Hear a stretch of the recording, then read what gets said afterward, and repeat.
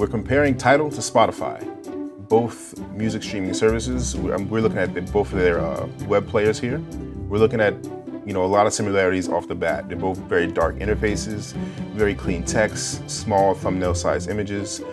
Spotify, if you use Spotify before, it's immediately, socially connected to you log in with your Facebook. Tidal's the same way. You log in with Facebook, connect with your Facebook.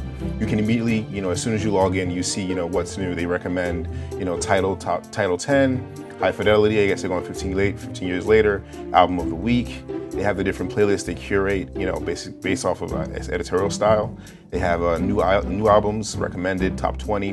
Very basic because the user base is nowhere near as big as Spotify. Spotify, you go to charts here, genre and moods, new releases, news, and discover. Focusing in more on Tidal, let's just run through and look at immediately what the service has to offer.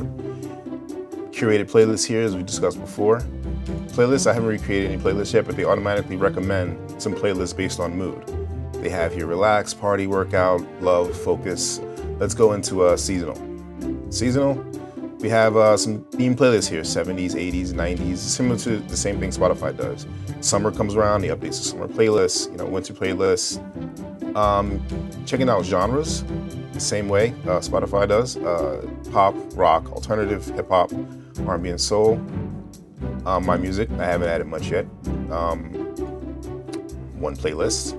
Artists, you can add your favorite artists. You can follow these artists. I'm quite sure they don't have as much integration as Spotify does as far as, different artist merchandise, tour dates, things of that nature, integration with Songkick. There doesn't seem to be any room for brand integration as far as adding different custom apps and things of that nature. Into your settings, one of the first things I noticed was the subscription model and sharing. When it comes down to streaming, you can kind of pick which mode you want to stream in. AAC is kind of, it's the standard, and it's what Spotify, it's what Pandora, they all stream in this, in this format. Hi-Fi is what Tidal's kind of theming off of. Tidal, they want to be the luxury of streaming services, hence the price point being double that of Spotify and most other streaming services out there. So jumping right in, we're going to actually look for a song and play both on both services. Let's search for Beyonce. We're going to go over to Spotify.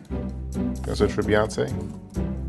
Obviously seeing that they're pulling in the same thumbnail there. Spotify has verified profiles. It's kind of like, it's mostly because they're very heavily socially connected. Tidal doesn't really have, as much social connection as Spotify does, but you immediately see, as far as options, you have videos. It's one of the few unique points of Tidal is that it has a very deep video library. Complete discography of songs. Let's try to play one and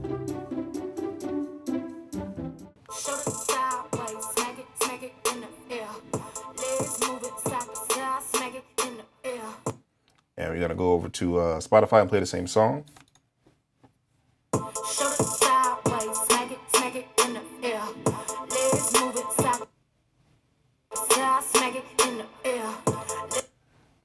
So obviously you guys can't hear the difference because my computer speaker is not a hi-fi sound speaker. Also, another feature Tidal kind of is trumping over Spotify is the artist radio, or just radio period. One of the main reasons why a lot of people use this Pandora is because of their radio algorithm. They really are good at curating playlists based on your artist choices. One thing I noticed about Spotify is that the radio feature isn't as robust as far as music selection as other services.